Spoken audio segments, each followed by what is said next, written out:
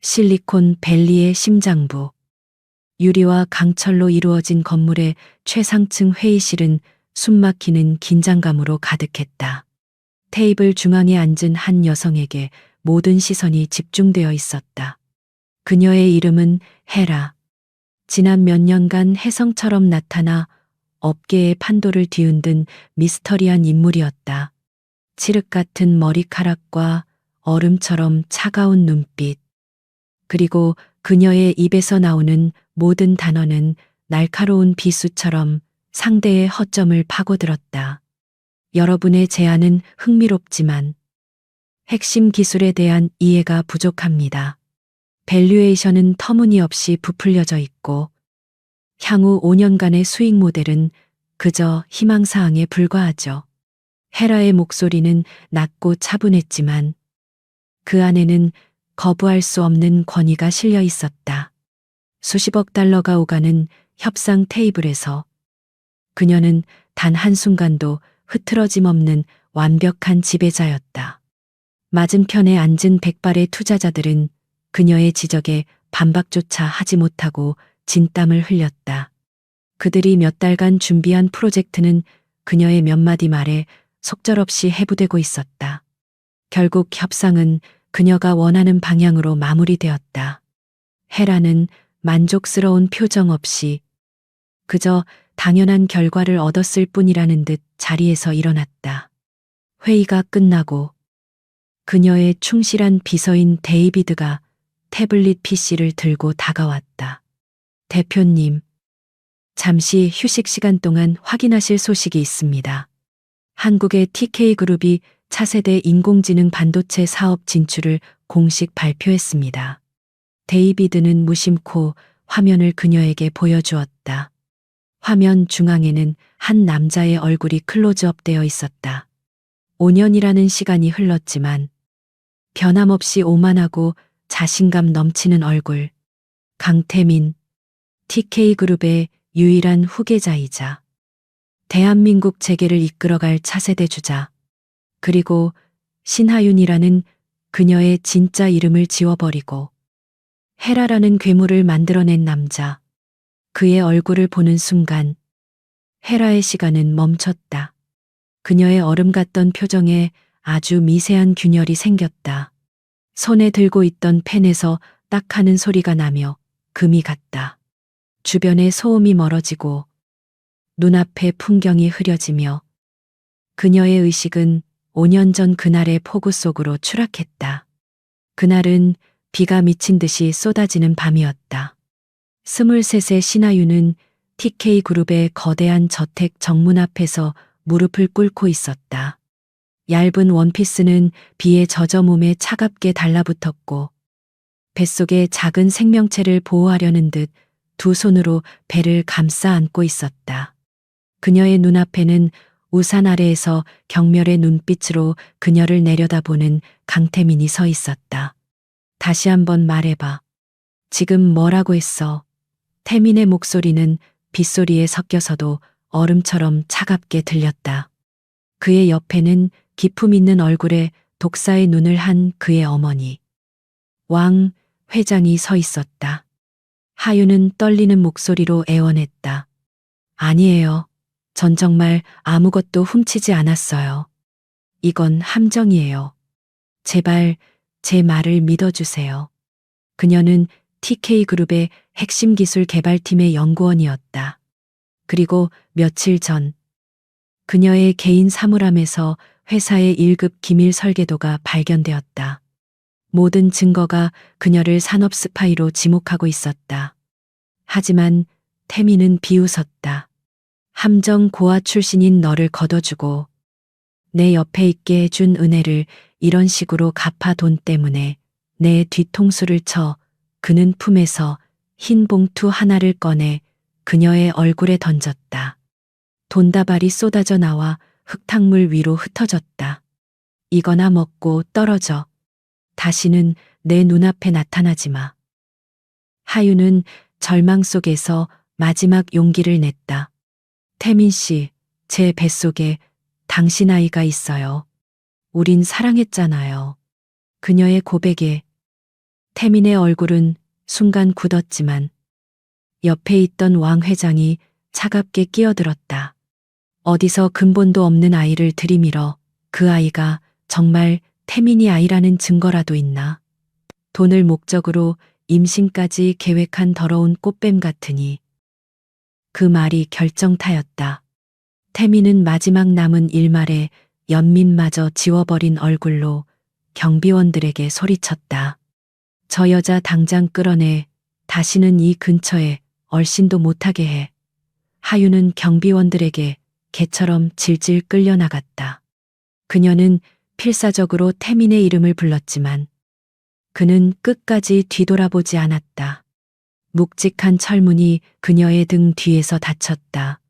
쾅 하는 소리는 그녀의 세상이 무너지는 소리였다. 그녀는 빗속에 버려진 채 뱃속의 아이와 함께 모든 것을 잃었다. 사랑, 명예, 그리고 미래까지. 흙탕물에 흩어진 돈다발과 함께 그녀의 존엄성도 처참하게 짓밟렸다. 대표님, 괜찮으십니까? 데이비드의 목소리가 그녀를 현실로 다시 끌어왔다. 헤라는 어느새 부서진 펜을 손에 쥔 채 태블릿 화면을 뚫어지게 보고 있었다. 그녀의 눈빛은 더 이상 과거에 상처 입은 눈빛이 아니었다. 그 안에는 지독한 증오와 차가운 복수심이 화산처럼 들끓고 있었다. 그녀는 천천히 고개를 들었다. 그리고 아무 일도 없었다는 듯 얼음처럼 차가운 목소리로 말했다. 데이비드, 다음 주 내 모든 일정을 취소하세요. 그리고 서울행 비행기 티켓을 준비해줘요. 아주 오랜만에 고향에 돌아갈 시간이 된 것 같군요. 5년 전, 그들은 한 여자의 세상을 무너뜨렸다. 하지만 그들은 몰랐다. 그들이 잿더미 속에 버린 것은 연약한 소녀가 아니라 언젠가 모든 것을 불태워버릴 불사조의 알이었다는 것을. 이제 그 불사조가 복수의 날개를 펴고 자신을 버린 세상을 향해 날아오를 준비를 마쳤다. 캘리포니아의 눈부신 햇살이 통유리 창을 통해 쏟아져 들어오는 펜트하우스는 낮에 보았던 헤라의 냉혹한 사무실과는 전혀 다른 공간이었다. 미니멀하지만 따뜻한 가구들, 벽 한쪽을 가득 채운 책, 그리고 거실 한가운데 놓인 작은 아이의 장난감들은 이곳이 단순한 거주지를 넘어 누군가의 소중한 보금자리임을 말해주고 있었다. 신하유는 막 샤워를 마치고 편안한 스웨터 차림으로 거실로 나왔다. 차갑고 날카롭던 헤라의 가면은 온데간데 없고 부드럽고 따뜻한 기운이 감도는 엄마 신하윤만이 남아있었다. 그녀의 시선은 자연스럽게 거실 구석, 아이의 키에 맞춰 특별 제작된 컴퓨터 책상에 앉아있는 작은 뒷모습으로 향했다. 그녀의 아들, 신레오, 이제 갓 5살이 된 아이는 커다란 게이밍 의자에 앉아 조망만 한 손으로 키보드를 두드리고 있었다. 아이의 앞에는 3개의 모니터가 설치되어 있었고 화면에는 알록달록한 게임 캐릭터 대신 복잡한 소스 코드와 실시간으로 변하는 데이터 그래프들이 가득했다. 하유는 따뜻한 우유 한 잔을 들고 조용히 아들에게 다가갔다. 레오, 이제 그만하고 좀 쉴 시간 아니야. 그러다 눈 나빠지겠어. 그녀의 목소리는 세상에서 가장 다정했다. 레오는 모니터에서 눈을 떼지 않은 채 대답했다. 엄마, 잠깐만요. 이 퍼즐 거의 다 풀었어요. 여기 보안 시스템. 꼭 구멍난 양말 같아요. 너무 낡았어요. 하유는 아들의 모니터를 들여다보며 옅은 미소를 지었다. 레오에게 퍼즐 풀기는 세계적인 기업들의 철통 같은 방화벽을 우회하는 해킹을 의미했다. 레오는 태어날 때부터 숫자에 비범한 재능을 보였고 3살 때 이미 웬만한 프로그래머 수준의 코딩을 이해했다. 하유는 아들의 천재성을 일찍이 발견하고 그것이 올바른 방향으로 쓰일 수 있도록 윤리적인 가이드라인을 가르쳐 왔다. 그래도 너무 무리하면 안 돼. 뇌도 쉬어야지. 그녀가 아들의 머리를 부드럽게 쓰다듬자 레오는 마침내 의자를 돌려 그녀를 바라보았다. 아이는 하윤의 따뜻한 눈매와 태민의 날카로운 턱선을 반씩 빼닮아 있었다. 그 총명하게 빛나는 눈동자는 누구의 것도 아닌 오직 신레오만의 것이었다. 알았어요. 대신 쿠키 줘요. 레오는 영락없는 5살 아이처럼 투정을 부렸다. 하윤은 웃으며 쿠키 접시를 내밀었다. 그녀에게 레오는 삶의 이유이자 전부였다. 5년 전 모든 것을 잃고 죽음의 문턱까지 갔을 때 그녀를 다시 일으켜 세운 것은 바로 뱃속의 이 작은 생명이었다. 그녀는 레오를 지키기 위해 그리고 레오에게 떳떳한 세상을 물려주기 위해 독하게 살아남았다. 낮에는 수십억 달러를 움직이는 냉혹한 사업가 헤라로, 밤에는 아들에게 동화책을 읽어주는 평범한 엄마 하윤으로 그녀의 이중 생활은 지난 5년간 단 한순간도 멈춘 적이 없었다. 레오가 쿠키를 우물거리는 동안 하윤의 마음은 다시 복잡해졌다. 강태민. 그의 등장은 잊으려 애썼던 과거의 악몽을 수면 위로 끄집어냈다. 그녀는 복수를 오랫동안 계획해왔다. 하지만 레오가 평온한 삶을 살기만을 바라는 마음 때문에 그 실행을 계속해서 미루고 있었다. 바로 그때 레오가 갑자기 입을 열었다. 엄마, 저 오늘 새로운 퍼즐을 찾았어요. 아주 오래되고 커다란 성인데 문지기들이 전부 졸고 있더라고요. 그래서 살짝 들어가 봤는데 아이는 아무렇지 않게 자신의 모니터 중 하나를 가리켰다. 그 순간 하윤의 심장이 쿵 하고 내려앉았다. 모니터 화면에는 너무나도 익숙한 로고가 떠 있었다. 푸른색 방패 모양의 문장. 대한민국 최고의 IT 기업 DK그룹의 로고였다. 레오가 방금 살짝 들어가 본 성은 바로 TK그룹의 내부 서버였던 것이다. 하윤은 숨을 죽인 채 화면을 응시했다. 레오의 손가락이 가리킨 곳은 회사의 조직도였다. 수많은 임직원들의 사진과 직책이 나열되어 있었다. 그리고 레오의 손가락은 그 정점에 있는 한 남자의 사진을 정확히 가리키고 있었다. 이 아저씨는 누구예요? 보안 등급은 제일 높은데 비밀번호가 자기 생일이었어요. 진짜 바보 같죠? 레오의 순진한 질문은 날카로운 칼이 되어 하윤의 심장을 찔렀다. 화면 속 강태민은 5년 전보다 조금 더 성숙해 보였지만 그 오만한 미소는 여전했다. 자신의 아들이 존재조차 모르는 아버지를 바보 같은 아저씨라고 부르는 이 기막힌 상황. 하윤은 현기증을 느꼈다. 그녀는 복수를 더 이상 미룰 수 없다는 것을 깨달았다. 이것은 운명이었다. 그녀가 피하려고 할수록 과거의 망령은 더욱 끈질기게 그녀와 레오의 삶을 맴돌 것이다.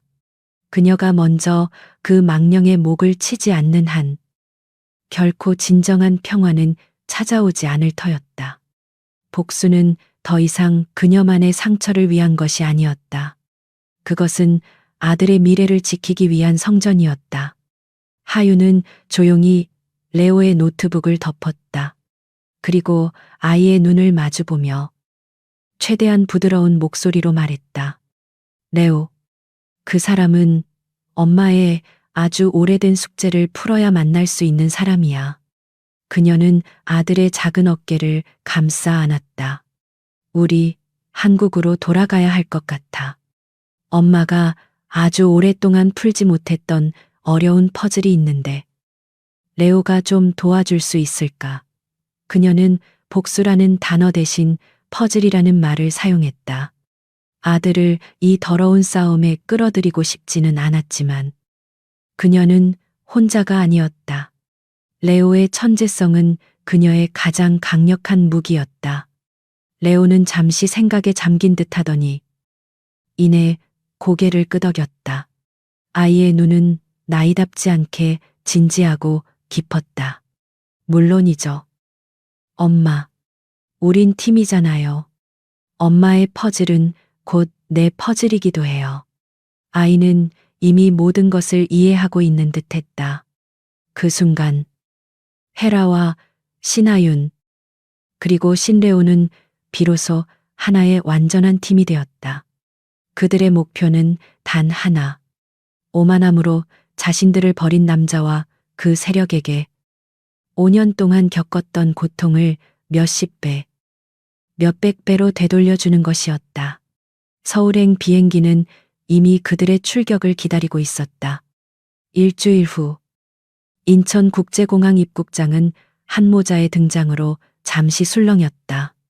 완벽한 재단의 흰색 정장을 입은 여성은 범접할 수 없는 아우라를 뿜어냈고 그녀의 손을 잡고 있는 어린아이는 나이답지 않은 침착함과 총명함으로 주변을 둘러보았다.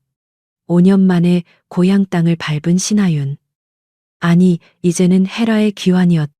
그녀의 눈빛은 5년 전 쫓겨나던 밤의 절망 대신 모든 것을 꿰뚫어보는 듯한 냉철함으로 가득 차 있었다. 익숙한 한국어와 공기의 냄새가 그녀의 잊혔던 상처를 희미하게 자극했지만 그녀는 단단한 갑옷을 두른 듯 미동도 하지 않았다. 그녀의 옆에서 레오는 새로운 환경에 대한 호기심으로 눈을 반짝였다. 그들은 호텔로 가지 않았다.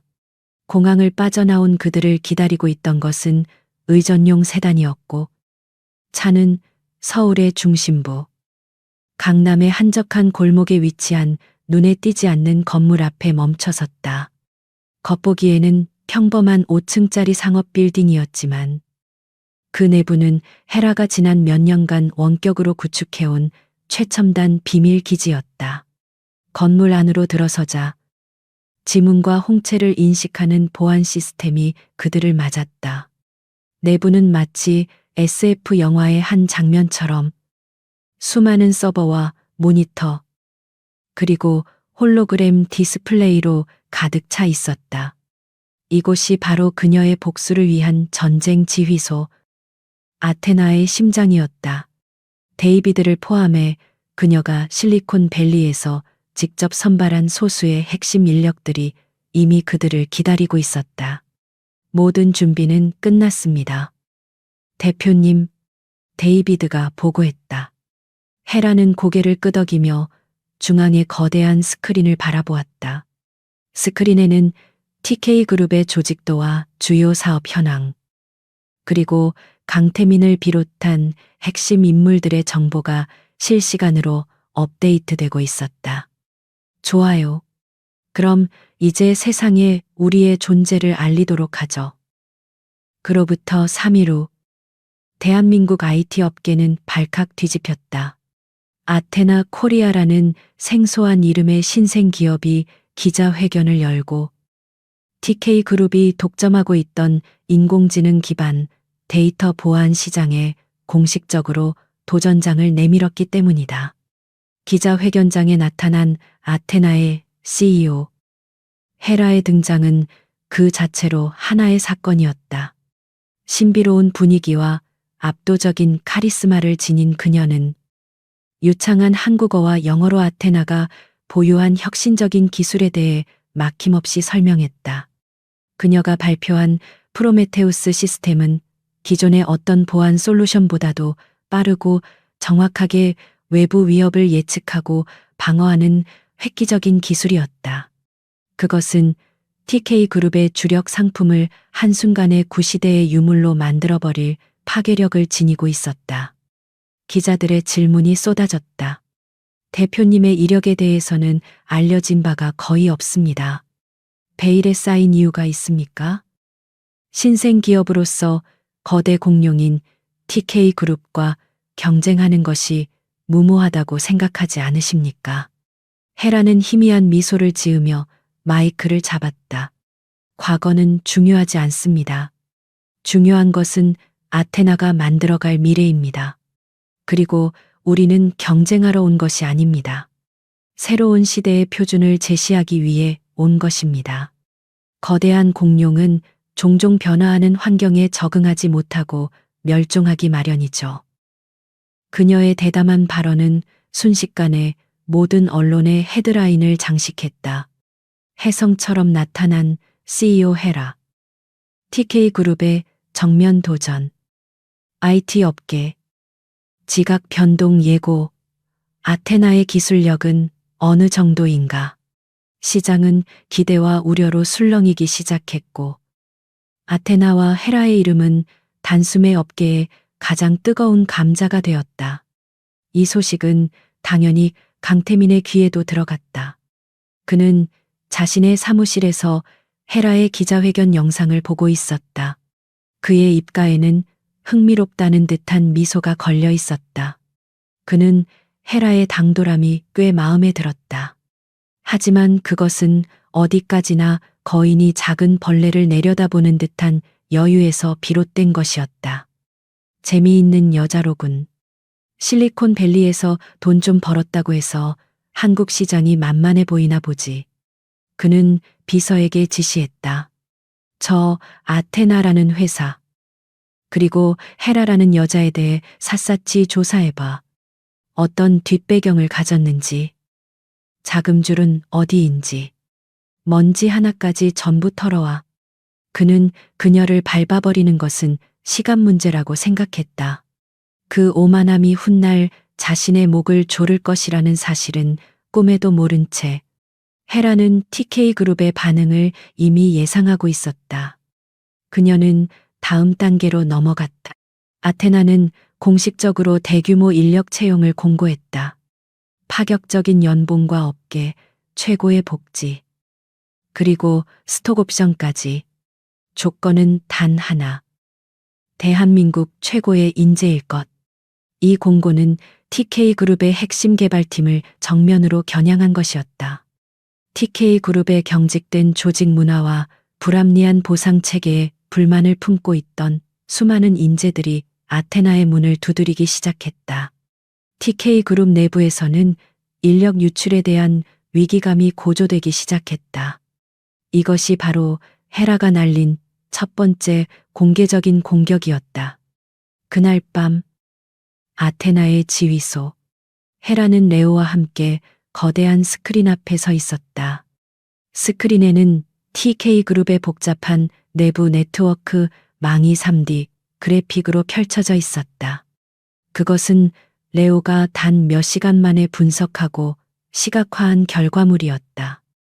엄마, 이 성은 정말 낡고 허술해요. 여기저기 뒷문도 많고 보초들도 전부 자고 있어요. 레오가 스크린의 한 부분을 가리키며 말했다.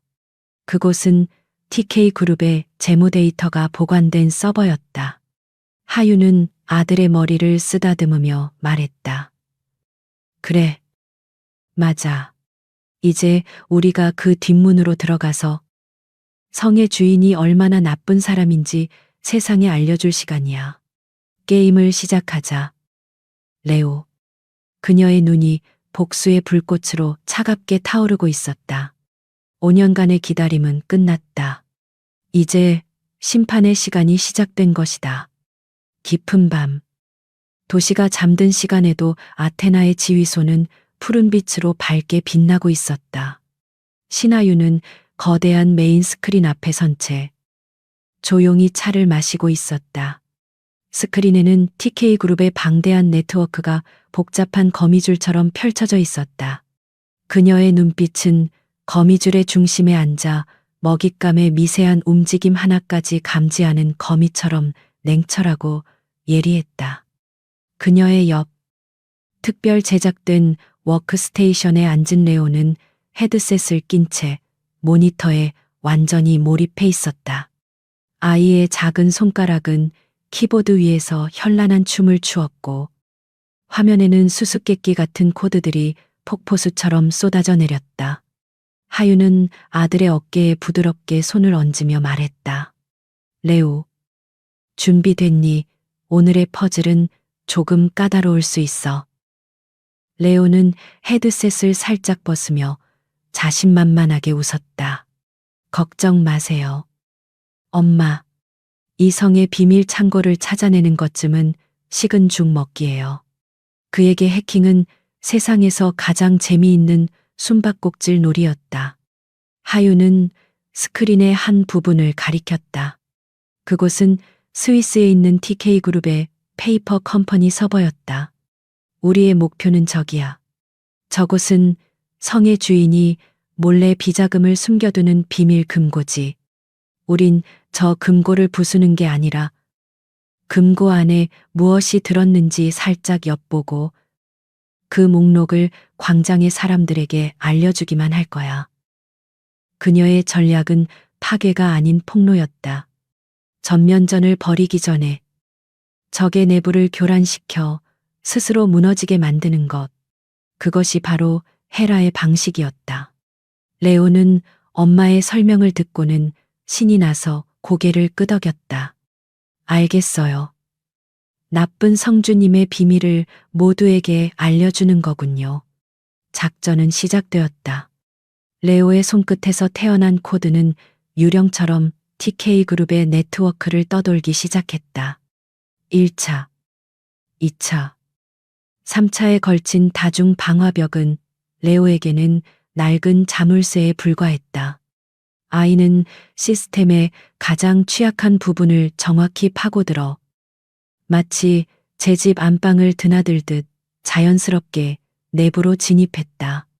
그는 단순히 침입하는 데 그치지 않았다. 그는 자신의 모든 디지털 발자국을 지우는 동시에 교묘한 위장, 흔적들을 시스템 곳곳에 심어 놓았다. 마치 중국의 해커 그룹이 사용한 것과 유사한 악성 코드. 일본의 경쟁사가 사용하는 것과 비슷한 라우팅 경로. TK그룹의 보안팀이 사후 분석을 시작했을 때 그들의 의심은 결코 아테나를 향하지 않을 터였다. 마침내 레오는 목표 서버에 도달했다. 찾았어요.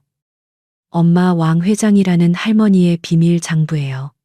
아이의 목소리에는 보물찾기에 성공한 듯한 기쁨이 묻어 있었다. 하유는 차가운 눈으로 화면에 떠오른 수많은 계좌와 거래 내역을 훑어보았다. 왕 회장이 수년간 회사 돈을 빼돌려 조성한 비자금의 규모는 그녀의 상상을 초월했다. 됐어. 레오. 이제 그 자료들을 익명의 클라우드 서버로 옮기고 흔적 없이 빠져나오렴. 하윤의 지시에 따라 레오는 몇 번의 키보드 조작만으로 모든 임무를 완벽하게 끝마쳤다. 그들이 TK그룹의 심장부에 머무른 시간은 단 15분.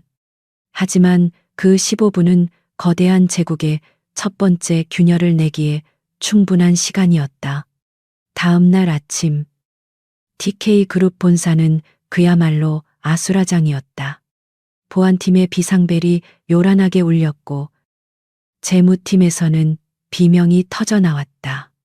스위스 법인의 비밀 계좌가 해킹당했으며 그 내역이 담긴 익명의 이메일이 국내 주요 언론사와 국세청에 동시에 발송되었다는 보고가 올라왔다.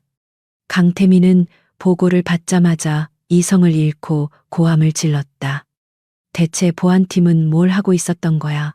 수백억을 쏟아부은 철벽 방어 시스템이라더니 고작 이메일 폭탄 하나에 뚫렸단 말이야. 그의 분노에 보안실장은 고개도 들지 못한 채 쩔쩔맸다. 죄송합니다. 부회장님, 상대는 보통 해커가 아닙니다. 흔적을 전혀 남기지 않았습니다. 다만 공격 패턴으로 보아 최근 우리와 마찰을 빚고 있는 중국의 흑룡단 소행으로 추정됩니다. 태민은 이를 갈았. 감히 우리를 건드려. 그는 이번 사태가 아테나라는 신생 기업과는 전혀 무관하다고 확신했다. 그의 머릿속에 그런 치밀한 공격을 감행할 수 있는 것은 국가급 지원을 받는 거대 해커 조직뿐이었다. 그는 즉시 법무팀에 흑룡단과의 전면전을 준비하라고 지시했다. 그의 시선은 완전히 잘못된 곳을 향하고 있었다. 그 시각 아테나의 지휘소에서는 TK그룹의 혼란을 실시간으로 중계하는 뉴스 속보가 흘러나오고 있었다. TK그룹 역외 탈세 의혹, 국세청 대대적인 세무조사 착수. 뉴스를 지켜보는 하윤의 얼굴에는 어떤 감정도 드러나지 않았다. 오직 얼음처럼 차가운 만족감만이 그녀의 눈동자 속에서 희미하게 빛나고 있었다. TK그룹의 주가는 개장과 동시에 폭락했다. 단 몇 시간 만에 시가총액 수천억 원이 허공으로 사라졌다. 이것은 단순한 돈의 문제가 아니었다. 대한민국에서 가장 깨끗하고 혁신적인 기업이라는 TK그룹의 이미지에 치명적인 상처를 입힌 것이다. 데이비드가 흥분된 목소리로 보고했다. 성공입니다. 대표님, 시장의 반응은 폭발적입니다. 강태민은 완전히 엉뚱한 곳을 범인으로 지목하고 있습니다. 하윤은 조용히 고개를 끄덕였다. 이것은 시작에 불과했다. 작은 돌멩이 하나가 거대한 산사태를 일으키듯 이 작은 균열은 머지않아 TK그룹이라는 거대한 성을 송두리째 무너뜨릴 것이다. 레오가 하윤의 옷자락을 잡아당기며 물었다. 엄마, 우리 이번 라운드는 이긴 거예요. 아이의 순수한 질문에 하윤은 비로소 옅은 미소를 지었다. 그녀는 몸을 낮춰 아들의 눈을 마주 보았다. 그래, 레오. 하지만 이건 시작일 뿐이야. 진짜 게임은 이제부터거든. 그녀의 목소리는 한없이 다정했지만 그 안에 담긴 약속은 지옥의 맹세처럼 서늘했다. 서울에서 열리는 글로벌 테크 리더십 서밋은 전 세계 IT 기업들의 기술력과 비전을 과시하는 거대한 전쟁터였다. 행사장 중앙, 가장 거대한 부스를 차지한 TK그룹의 화려한 전시물들 옆에 작지만 미니멀하고 세련된 디자인으로 오히려 더 많은 주목을 받는 공간이 있었다. 바로 아테나의 부스였다.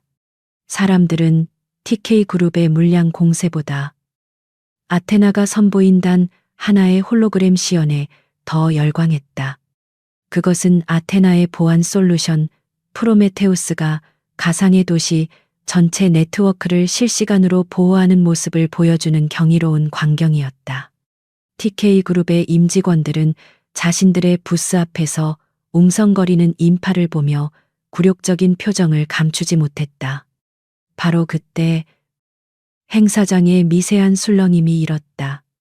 헤라가 등장한 것이다. 그녀는 몸에 완벽하게 맞는 검은색 실크 수트를 입고 있었다. 화려한 장신구 하나 없었지만 그녀의 존재감은 그 어떤 보석보다도 빛났다. 그녀의 등장은 마치 잘 짜인 연극의 주인공이 무대 위로 오르는 것과 같았다. 그녀는 자신에게 쏟아지는 수많은 시선과 카메라 플래시를 조금도 의식하지 않고 곧장 아테나의 부스로 향했다. 잠시 후 서밋의 메인 이벤트인 기조 연설이 시작되었다. 연단에 오른 사람은 바로 강태민이었다. 그는 능숙한 쇼맨십과 카리스마로 청중을 사로잡았다. 그는 TK그룹이 이끌어갈 4차 산업혁명의 미래에 대해 열변을 토했고 그의 비전은 거대하고 화려했다. 헤라는 VIP석 맨 앞줄에 앉아 무대 위에 그를 조용히 응시했다. 5년 전 빗속에서 자신을 벌레처럼 내려다보던 그 남자는 이제 수많은 사람들의 환호를 받는 시대에 총아처럼 보였다. 하지만 그녀의 눈에는 그의 본질이 보였다. 아버지의 후광과 회사의 자본으로 쌓아 올린 허상. 그의 말은 화려했지만 그 안에는 진정한 철학이나 고뇌가 없었다. 그저 성공한 자의 오만함만이 가득할 뿐이었다. 연설이 끝나고 이어진 VIP 네트워킹 파티. 강태민은 수많은 사람들에게 둘러싸여 찬사를 받고 있었다. 그러다 그의 시선은 파티장 한쪽 구석, 샴페인 잔을 든 채 조용히 사람들을 관망하고 있는 한 여성에게 머물렀다. 헤라였다. 그녀는 그 어떤 이에게도 말을 걸거나 아첨하지 않았지만 이상하게도 파티의 모든 사람들을 지배하고 있는 듯한 느낌을 주었다. 호기심과 경쟁심이 동시에 발동한 태미는 주변 사람들에게 양해를 구하고 그녀에게 다가갔다. 5년 만에 첫 대면. 하지만 그는 눈앞의 여인이 누구인지 전혀 알지 못했다. 헤라 대표님 맞으시죠? TK그룹의 강태민입니다. 그가 부드러운 미소와 함께 손을 내밀었다. 헤라는 잠시 그의 얼굴을 쳐다본 후 마지못해 가볍게 악수를 했다. 그녀의 손은 차가웠다. 소문은 익히 들었습니다. 아주 인상적인 등장이더군요. 신생 기업치고는 조금 과격하다는 생각도 듭니다만 그의 목소리에는 예의를 가장한 미묘한 경고와 조롱이 섞여 있었다. 헤라는 눈 하나 깜짝하지 않고 대답했다. 강태민 부회장님, 제가 있던 곳에서는 과격함을 효율성이라고 부릅니다. 어쩌면 TK그룹은 그 단어를 잊어버렸을지도 모르겠군요. 그녀의 목소리는 얼음처럼 차가웠고 그 안에는 조금의 감정도 실려 있지 않았다. 태미는 잠시 할 말을 잃었다. 그는 자신의 매력과 권위 앞에서 이렇게 당당한 여자는 처음 보았다. 그는 불쾌하기보다는 오히려 강한 흥미를 느꼈다. 어딘지 모르게 낯이 익은 것 같기도 했지만 그는 그저 기분 탓이려니 하고 넘겼다. 최근 저희 회사에 불미스러운 일이 있었습니다. 외부 해커 조직의 소행으로 추정됩니다만 대표님 같은 보안 전문가의 의견은 어떻습니까? 그는 최근의 비자금 해킹 사건을 떠올리며 그녀를 떠보았다. 헤라는 샴페인을 한 모금 마신 후 무심한 듯 대답했다. 글쎄요. 제가 아는 바로는 대부분의 성은 외부의 적이 아니라 내부의 부패 때문에 무너지기 마련입니다. 아무리 높은 성벽을 쌓아도 성문 열쇠를 가진 사람이 부주의하다면 아무 소용이 없죠. 그녀의 말은 정확하게 TK그룹의 허점을 꿰뚫는 비수였다. 태미는 그녀의 통찰력에 다시 한번 놀랐다. 그는 눈앞의 여자를 단순한 경쟁자를 넘어 반드시 자신의 사람으로 만들고 싶다는 강한 욕망을 느꼈다. 아주 예리하시군요. 언제 한번 식사라도 하면서 저희 TK그룹의 보안 시스템에 대해 조언을 해주실 수 있겠습니까? 죄송하지만 저는 적과 식사를 하는 취미는 없습니다. 헤라는 단호하게 그의 제안을 거절했다. 그리고는 가볍게 고개를 숙여 보인 후 그를 지나쳐 파티장을 빠져나갔다. 홀로 남겨진 태미는 불쾌감과 함께 묘한 정보욕에 휩싸였다. 그는 멀어지는 그녀의 뒷모습을 보며 비서에게 나지막이 지시했다. 헤라, 저 여자에 대해 다시 조사해. 태어난 곳부터, 다녔던 학교, 만났던 남자까지 사소한 것 하나도 빼놓지 말고 전부 알아내. 한편 파티장을 빠져나온 하유는 아무도 없는 비상계단에 들어서서야 비로소 가쁜 숨을 몰아쉬었다. 그녀의 등은 식은땀으로 축축했다. 강태민을 마주하는 것은 생각보다 훨씬 더 힘든 일이었다. 그의 얼굴을 보자 5년 전의 상처와 분노가 다시금 온몸을 핥히는 듯했다. 하지만 그녀는 무너지지 않았다. 그녀는 이제 더 이상 빗속에서 울고 있던 23살의 신하윤이 아니었다. 그녀는 손을 들어 자신의 심장을 꾹 눌렀다. 괜찮아. 넌 이제 헤라야.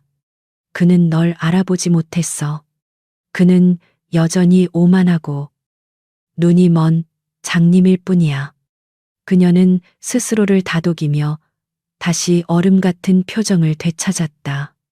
오늘의 만남으로 그녀는 확신했다. 강태민은 변하지 않았다. 그리고 그녀의 복수는 반드시 성공할 것이다. 그가 그녀에게 흥미를 느낄수록 그는 그녀가 파놓은 함정 속으로 더욱 깊이 걸어 들어오게 될 터였다. 강태민은 헤라라는 여자에게 완전히 사로잡혔다. 그는 TK그룹의 모든 정보력을 동원해 그녀의 뒷조사를 지시했지만 돌아오는 보고는 실망스러웠다. 그녀의 과거는 미국에서 완벽하게 세탁되어 있었다. 명문대를 우수한 성적으로 졸업하고 몇몇 스타트업을 성공적으로 거친 후 막대한 투자금을 유치해 아테나를 설립했다는 것이 공식적인 이력의 전부였다. 마치 누군가 완벽하게 설계한 인물처럼 그 어떤 사적인 흠결도 찾아낼 수 없었다. 태미는 답답함과 함께 더욱 강한 집착을 느꼈다. 그는 그녀가 무언가 비밀을 감추고 있다고 확신했고 그 비밀을 파헤치고 싶다는 욕망에 사로잡혔다. 그는 헤라의 일거수일투족을 감시하기 시작했고 그녀가 참석하는 모든 행사의 모습을 드러내며 그녀의 주위를 맴돌았다. 하유는 그의 이런 움직임을 손바닥 보듯 꿰뚫어 보고 있었다. 그녀는 오히려 그의 집착을 역이용했다. 그가 자신의 거짓된 과거를 파헤치느라 에너지를 낭비하는 동안 그녀는 그의 추악한 진짜 과거를 파헤치기 위한 작업을 시작했다. 적의 시선을 다른 곳으로 돌려놓고 그 사이에 심장부를 공격하는 것. 그것은 그녀가 가장 자신 있는 전략이었다. 아테나의 지휘소는 24시간 불이 꺼지지 않았다.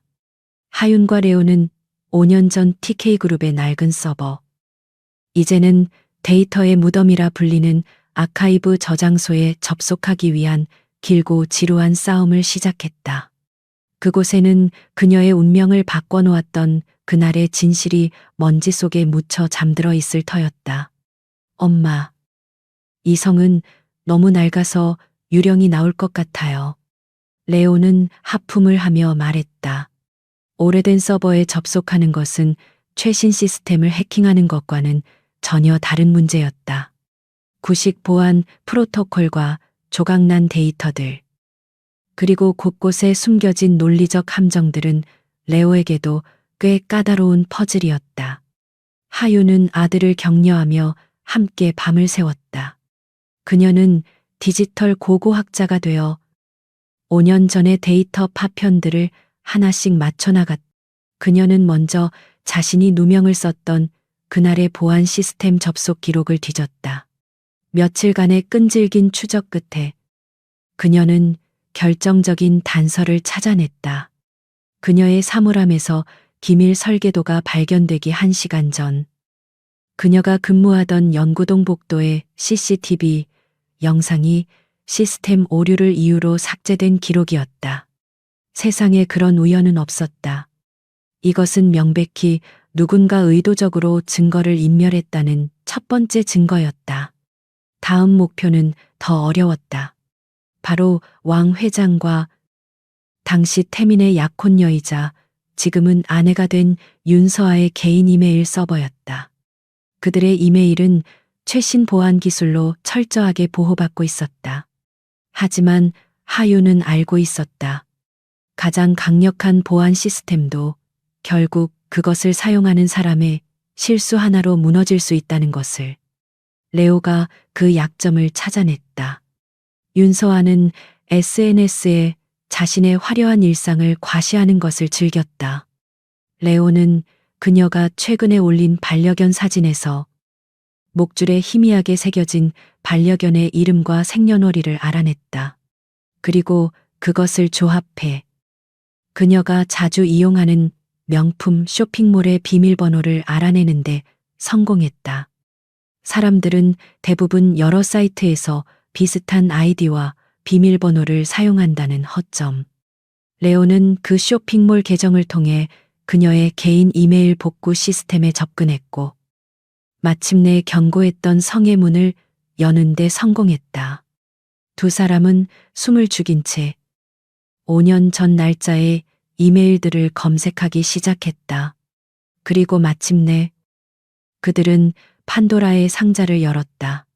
그것은 왕 회장이 당시 하윤의 팀장이었던 오규철 부장에게 보낸 일련의 이메일들이었다. 오 부장, 제안했던 거는 어떻게 되어가고 있습니까? 신하윤 연구원의 처리 문제입니다. 회장님, 계획대로 진행 중입니다. 내일 오전, 제가 직접 그녀의 사물함에 설계도를 넣고 보안팀에 신고할 예정입니다. 약속하신 승진과 보상만 잊지 않으신다면 걱정 마시오. 내 아들의 미래를 위해 방해되는 벌레 한 마리를 치우는 것뿐이니 일이 성공적으로 끝나면 당신은 차기 연구소장 자리에 오르게 될 것이오. 모든 것이 명백해졌다. 그들은 돈과 권력을 미끼로 오규철 부장을 매수했고 그를 이용해 하윤에게 완벽한 누명을 씌웠던 것이다. 하윤은 떨리는 손으로 마우스를 스크롤했다. 다음 이메일은 왕 회장과 며느리인 윤서아가 주고받은 메일이었다. 어머님, 강태민 씨는 아직도 그 애를 믿는 눈치예요. 어떡하죠? 걱정 말거라. 서아야, 남자는 원래 어리고 순진한 여자애들한테 약한 법이지. 하지만 그 애가 돈을 노리고 접근한 파렴치한 산업 스파이라는 증거가 나오면 태민이도 어쩔 수 없을 게다. 넌 그저 옆에서 상처받은 태민이를 위로해주기만 하면 돼. 하윤은 차갑게 식어가는 분노를 느끼며 주먹을 꽉 쥐었다. 그들은 처음부터 끝까지 모든 것을 계획했다. 그녀의 사랑, 그녀의 꿈, 그리고 그녀 뱃속에 있던 아이의 생명까지도 그저 그들의 더러운 욕망을 채우기 위한 장기판의 졸로밖에 여기지 않았던 것이다. 그녀의 눈에서 눈물이 흘러내렸다. 하지만 그것은 더 이상 슬픔의 눈물이 아니었다. 뼛속까지 사무치는 배신감. 그리고 모든 것을 불태워버릴 것 같은 증오의 눈물이었다. 그녀는 이 모든 이메일과 첨부된 송금 내역까지 모든 증거를 안전한 서버에 백업했다. 레오가 조용히 그녀의 손을 잡았다. 아이는 화면에 떠 있는 글자들의 의미를 완벽하게 이해하지는 못했지만 엄마의 고통과 분노는 고스란히 느끼고 있었다. 엄마, 이 사람들은 진짜 나쁜 악당들이네요. 하윤은 눈물을 닦고 아들을 끌어안았다. 그녀의 목소리는 강철처럼 단단했다. 그래, 레오, 아주 나쁜 악당들이야. 그리고 이제 그 악당들이 대가를 치를 시간이 됐어. 그녀의 손에는 이제 복수를 위한 검이 들려 있었다. 다음 단계는 그 검으로 적의 심장을 겨누는 일뿐이었다. 자신을 나락으로 떨어뜨렸던 음모의 실체를 담은 증거를 손에 쥔 순간 신하윤의 복수는 새로운 국면으로 접어들었다.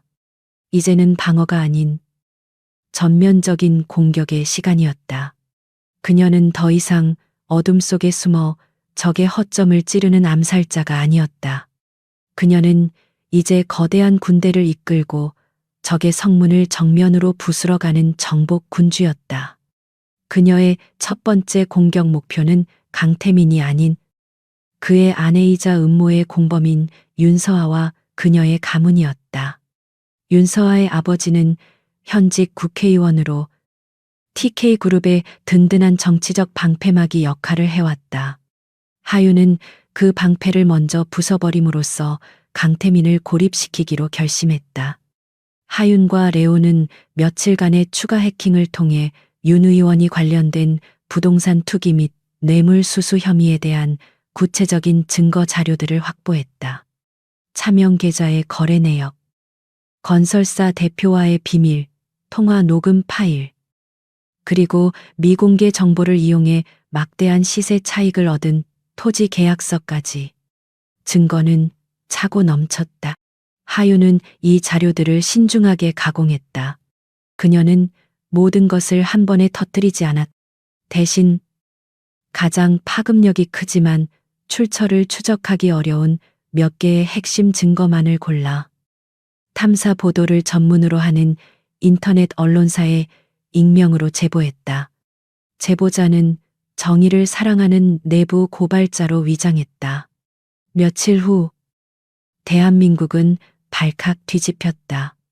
윤 의원, 수백억대 부동산 투기 의혹, 여당의 차기 대권 주자, 도덕성 논란 휩싸여 기사는 순식간에 모든 포털 사이트에 메인 뉴스를 장식했고 여론은 들끓었다. 처음에는 의혹을 전면 부인하던 윤 의원 측은 연이어 터져 나오는 구체적인 증거들 앞에 속수무책으로 무너졌다. 결국 검찰은 수사에 착수했고 윤 의원은 의원직을 사퇴해야만 했다. TK그룹의 가장 강력한 방패막이가 한순간에 사라져버린 것이다. 강태민은 자신의 장인이 몰락하는 모습을 지켜보며 극도의 불안감에 휩싸였다. TK그룹의 주가는 또다시 폭락했고 그와 연관된 정치인들은 모두 그에게서 등을 돌리기 시작했다. 집안의 분위기는 최악으로 치달았다. 윤서아는 매일같이 강태민에게 울며불며 히스테리를 부렸다. 이게 다 당신 때문이야. 당신 회사를 돕다가 우리 아버지가 이렇게 됐다고. 그들의 결혼은 사랑이 아닌 정략과 거래의 산물이었기에 위기 앞에서 더욱 추하게 서로를 물어뜯었다. 하윤은 이 모든 상황을 지켜보며 다음 공격을 준비했다. 이번 목표는 TK그룹의 자존심이자 미래가 걸린 국가 스마트시티 구축 사업이었다.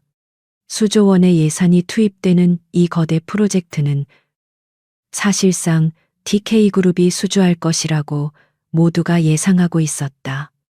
입찰 마감일 바로 전날, 아테나가 갑자기 입찰 참여를 선언했다.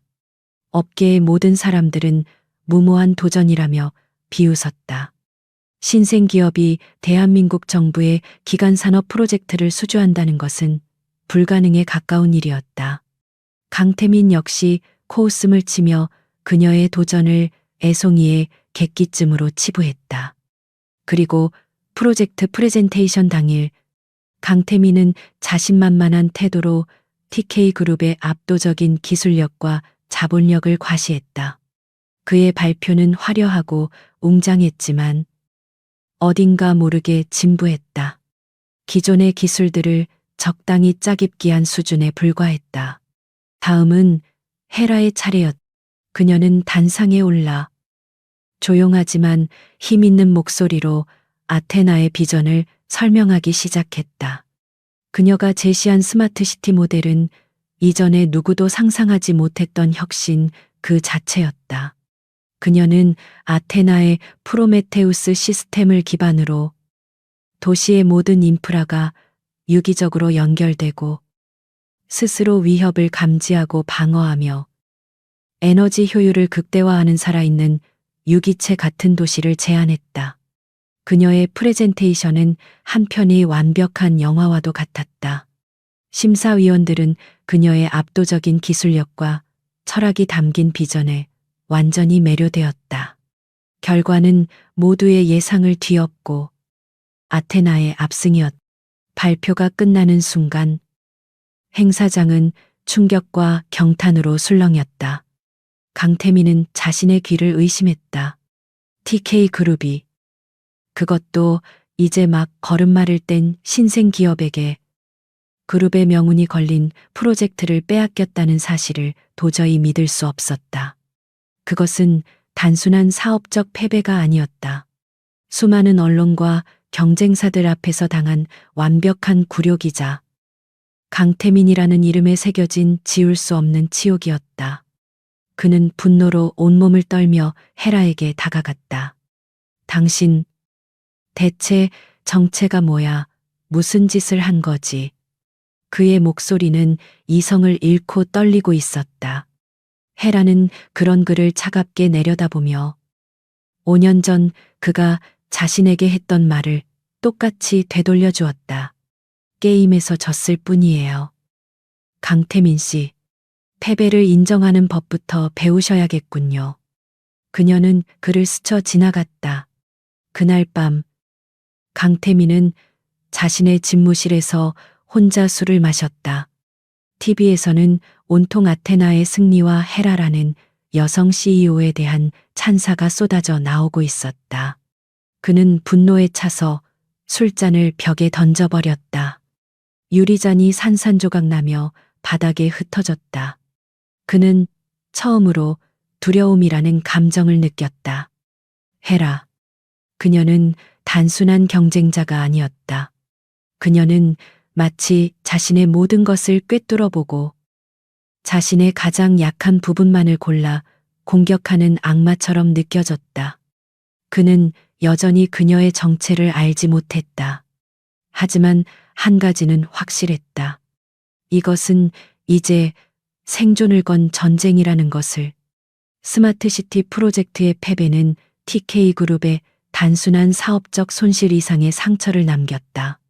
그것은 강태민의 자존심과 리더십에 가해진 회복 불가능한 공격이었다. 이 사회에서는 연일 그의 경영 능력에 대한 질타가 쏟아졌고 어머니인 왕 회장마저 그를 차갑게 몰아세웠다. 고작 신생 기업 하나 제대로 처리하지 못해서 이 망신을 당해 네가 정말 내 아들이 맞는지 의심스럽구나. 태민은 굴욕감과 분노로 미칠 것 같았다. 그의 모든 신경은 이제 헤라라는 여자에게 향해 있었다.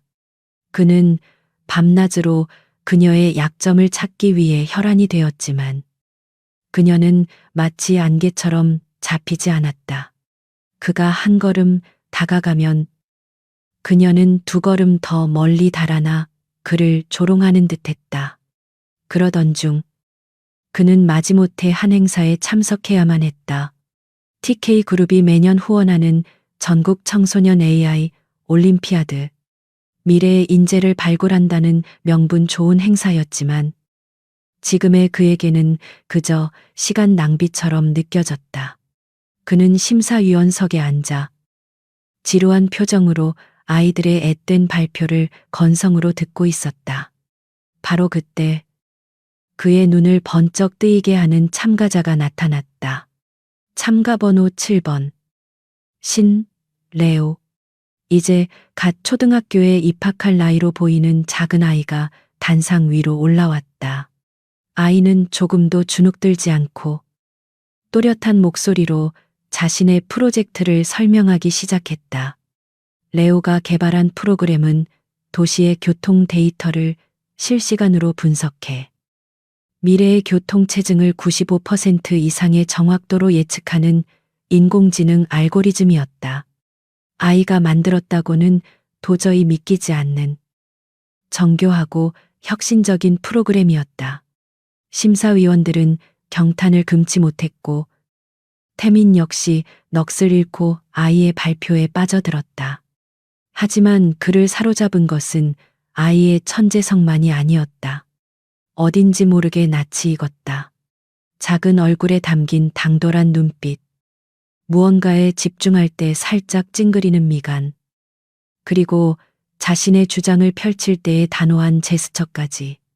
아이의 모습에서 그는 알 수 없는 기시감을 느꼈다. 마치 아주 오래된 자신의 모습을, 그리고 기억 저편에 희미하게 남아있는 누군가의 모습을 보는 듯했다. 발표가 끝나고 대상은 당연히 신레오에게 돌아갔다. 시상식을 위해 단상에 오른 태민은 상패를 건네주며 아이에게 말을 걸었다. 정말 대단하구나. 훌륭한 프로그래머가 될 것 같아. 이름이 신레오라고 했지. 네. 심사위원님. 레오는 예의 바르게 대답했지만 아이의 눈빛에는 어른을 향한 경계심이 살짝 서려 있었다. 하윤이 미리 교육시킨 대로였다. 태미는 자신도 모르게 질문을 계속했다. 성은 신 씨고 혹시 아버지는 어떤 일을 하시니? 그 질문에 레오의 얼굴이 순간 굳어졌다. 아빠는 안 계세요. 저에겐 엄마가 유일한 가족이에요. 아이의 단호한 대답에 태미는 미안함과 함께 묘한 감정을 느꼈다. 그는 아이에게서 시선을 뗄 수가 없었다. 보면 볼수록 아이의 얼굴 어딘가에서 5년 전 자신의 곁을 떠났던 한 여자의 얼굴이 아른거리는 것 같았다. 신이라는 흔한 성. 그는 설마 하는 생각에 고개를 저었다. 말도 안 되는 상상이었다. 그때 행사장 뒤편에서 누군가 레오를 불렀다. 헤라의 비서인 데이비드였다. 레오, 이제 돌아갈 시간이야. 레오는 태민에게 가볍게 인사를 하고는 뒤도 돌아보지 않고 데이비드에게 달려갔다. 태민은 멍하니 그 뒷모습을 바라보았다. 객석 한쪽 구석. 모자와 선글라스로 얼굴을 가린 하윤은 이 모든 광경을 지켜보며 심장이 얼어붙는 것 같았다. 강태민이 레오에게 말을 거는 순간 그녀는 모든 것을 망칠 수도 있다는 극도의 공포에 휩싸였다. 그녀의 계획은 비즈니스와 돈에 대한 복수였다. 그 안에 레오가 직접적으로 얽히는 것은 아니었다. 하지만 그녀는 오늘 깨달았다. 레오의 존재 자체가 강태민에게는 가장 치명적인 약점이자 진실로 향하는 유일한 단서라는 것을. 그녀는 더 이상 시간을 끌 수 없었다. 강태민이 레오의 정체를 의심하고 뒷조사를 시작하기 전에 그녀가 먼저 모든 것을 끝내야만 했다. 그날 밤 아테나의 지휘소. 하윤은 잠든 레오의 얼굴을 한참 동안 쓸어내렸다. 아이의 얼굴에는 자신과 그 남자의 흔적이 너무나도 선명하게 남아 있었다. 그녀는 아들을 지키기 위해서라면 악마가 되어도 좋았다. 그녀는 자리에서 일어나 메인 스크린 앞에 섰다. 그리고 데이비드에게 차가운 목소리로 명령했다. 우리가 가진 모든 자금을 동원해요. TK그룹의 우호 지분을 가진 주주들을 전부 매수하세요. 적대적 MA를 시작할 겁니다. 데이비드는 그녀의 결단에 놀랐지만 아무것도 묻지 않고 즉시 움직였다. 하윤은 스크린에 떠 있는 강태민의 사진을 노려보았다. 그녀의 눈빛은 더 이상 차가운 분노가 아니었다. 그것은 자신의 새끼를 지키기 위해 모든 것을 불태울 준비가 된 어미 사자의 맹렬한 불꽃이었다. 강태민, 네가 스스로 판 무덤에 들어갈 시간이야. 마지막 전쟁의 서막이 올랐다. 이제 더 이상의 게임은 없었다. 오직 한쪽이 완전히 파멸해야만 끝나는 잔혹한 현실만이 남아있을 뿐이었다. 신하윤의 선전포고와 함께 대한민국 금융시장은 거대한 폭풍 속으로 빨려 들어갔다. 신생기업 아테나가 거대 공룡 TK그룹을 상대로 적대적 MA를 선언한 것이다. 그것은 다윗이 골리앗에게 던진 돌멩이가 아니라 최첨단 미사일을 발사한 것과도 같았다. 아테나는 막대한 자금력을 동원해 시장에 풀린 TK그룹의 주식을 무섭게 빨아들였다. 강태민은 사면초가에 몰렸다. 회사의 주가는 연일 요동쳤고 우호적이었던 투자자들마저 등을 돌릴 기미를 보였다. 설상가상으로 그가 지시했던 신레오라는 아이에 대한 뒷조사 결과는 그의 혼란을 더욱 가중시켰다.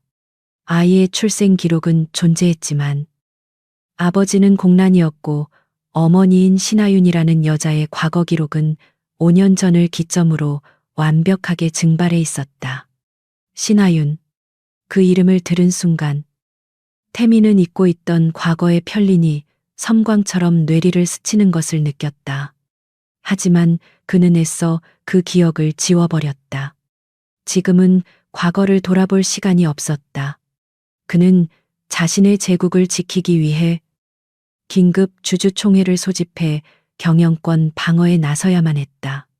주주총회 당일 TK그룹 본사는 전쟁터를 방불케 했다. 강태민은 결연한 표정으로 단상에 섰다. 그의 뒤에는 얼음처럼 차가운 얼굴의 왕 회장이 앉아 있었다. 그는 아테나를 기업 사냥꾼으로 매도하며 TK그룹의 역사와 정통성을 지켜달라고 주주들에게 감정적으로 호소하기 시작했다. 존경하는 주주 여러분, 저들의 검은 야욕으로부터 우리의 소중한 TK그룹을 지켜주십시오. 그가 목소리를 높여 연설을 마무리하려던 바로 그 순간이었다. 회의장 뒷문이 소리 없이 열리고 모든 사람들의 시선이 그곳으로 쏠렸다. 헤라가 신하윤이 들어서고 있었다. 그녀는 적대적 M&A를 시도하는 공격자가 아니라 이미 회사의 주요 주주 자격으로 당당하게 회의장 안으로 걸어 들어왔다.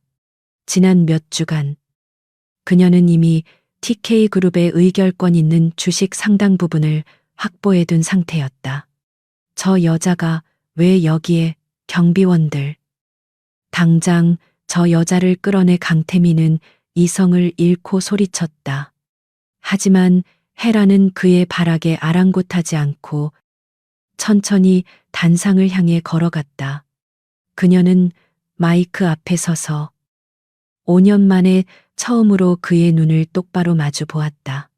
그리고는 회의장 전체가 얼어붙을 만큼 차갑고도 슬픈 목소리로 말했다. 오랜만이네요. 강태민 씨, 5년이라는 시간이 흘렀지만 당신은 조금도 변하지 않았군요. 혹시 신하윤이라는 이름 벌써 잊어버린 건 아니겠죠? 신하윤, 그 이름이 그녀의 입에서 나오는 순간 태민과 왕 회장의 얼굴은 새하얗게 질려버렸다.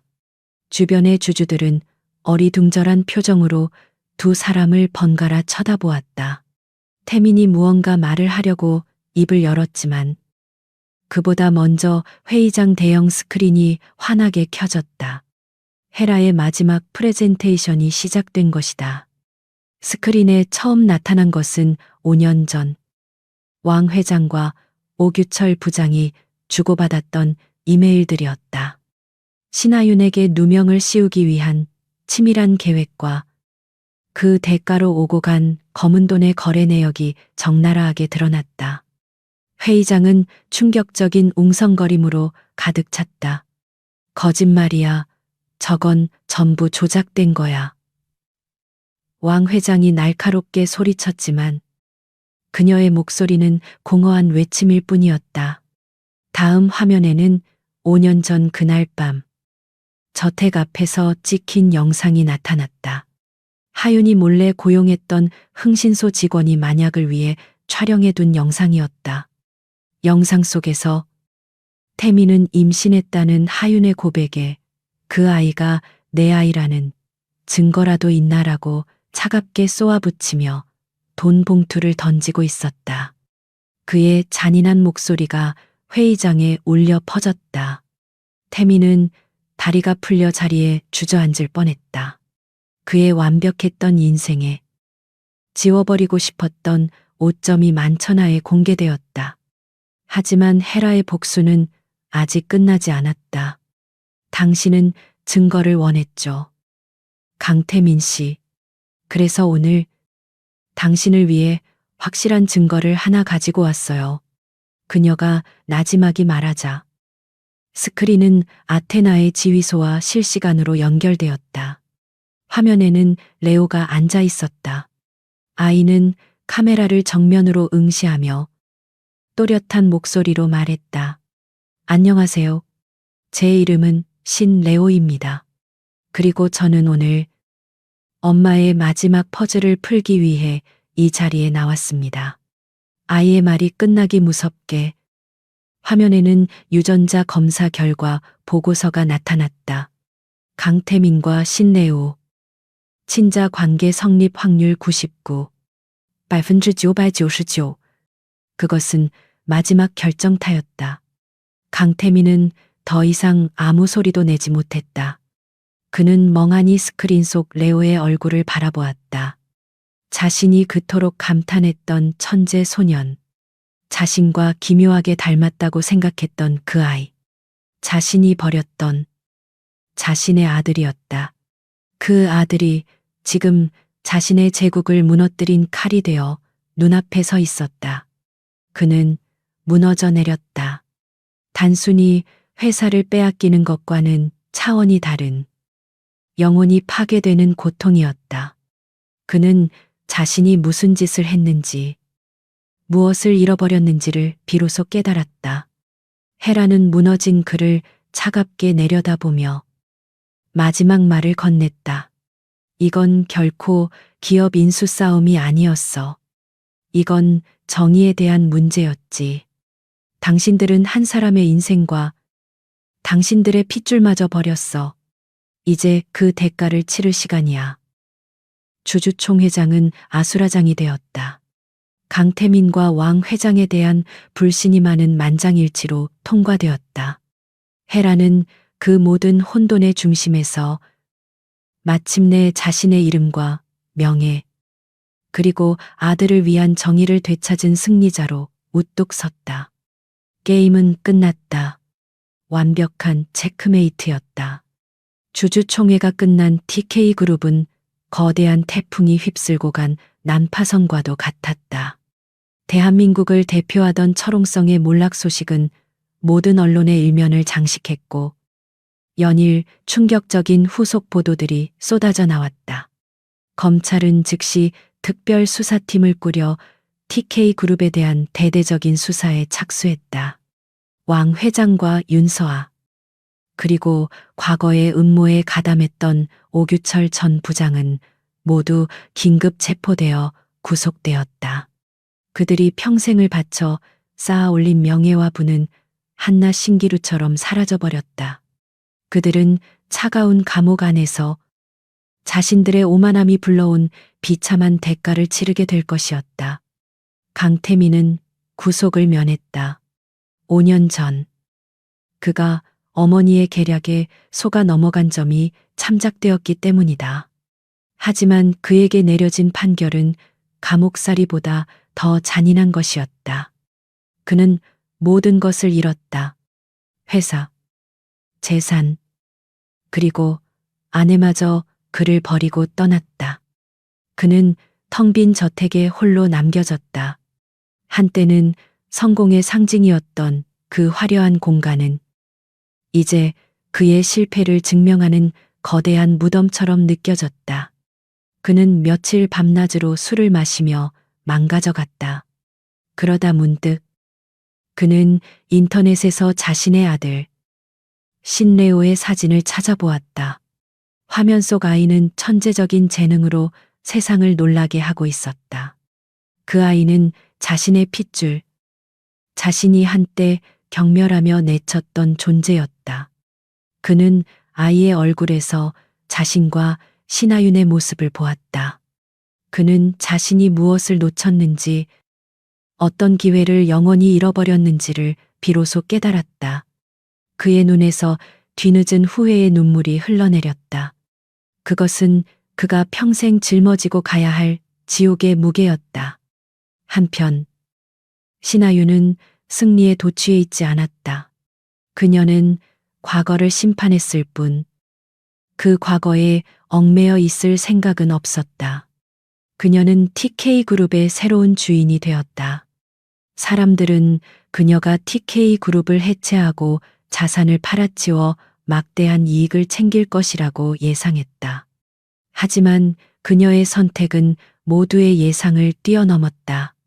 그녀는 TK그룹을 해체하는 대신 아테나와 TK그룹의 핵심 기술력을 통합하여 새로운 시작이라는 의미를 담은 제네시스라는 이름의 새로운 회사를 출범시켰다. 그녀는 파괴자가 아닌 창조자가 되기로 결심했다. 그녀는 TK그룹의 낡고 부패한 조직 문화를 완전히 갈아엎었다. 실력 있는 인재들을 존중하고 투명한 경영을 약속했으며 회사의 이익을 사회에 환원하는 새로운 기업 철학을 제시했다. 제네시스는 그녀의 리더십 아래 과거의 오명을 벗고 대한민국에서 가장 존경받는 혁신 기업으로 빠르게 성장해 나갔다. 그로부터 1년 후